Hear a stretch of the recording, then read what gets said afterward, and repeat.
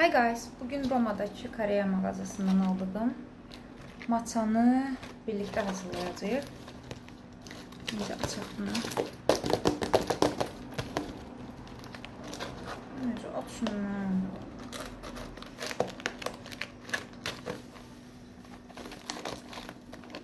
Necə toplamaq?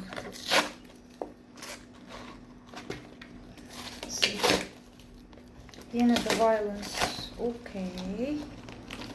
Ve içinde 10 tane paket var.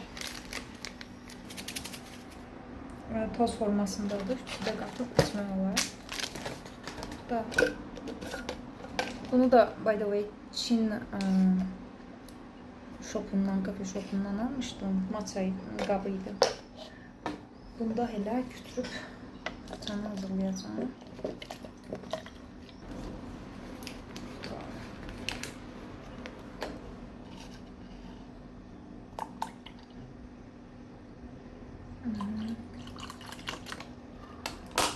Bu kadar bəsdir. Bu özü 500 ml stəkandır. Qaynatdığım suya bunu əlavə edəcəm. Sonra da südü üstünə əlavə edəcəm.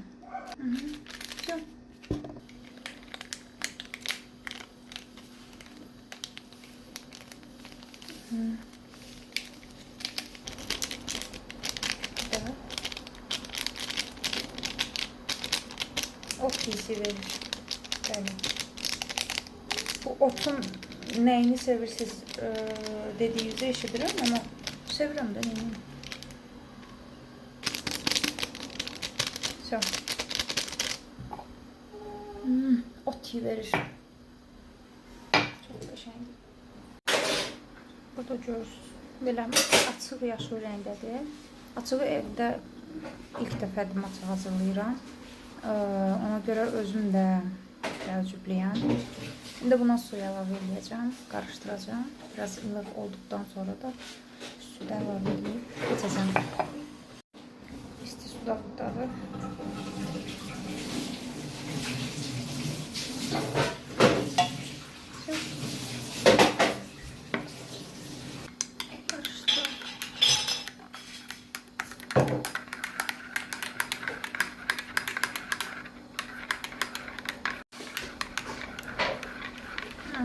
Bu kadar karıştırmak manzarası.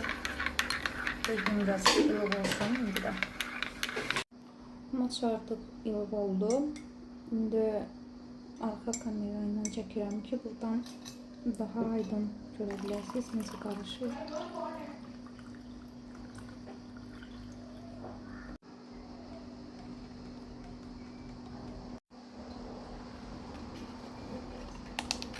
Bakın toprak kaldı ki o etkini versin, restoran etkisini.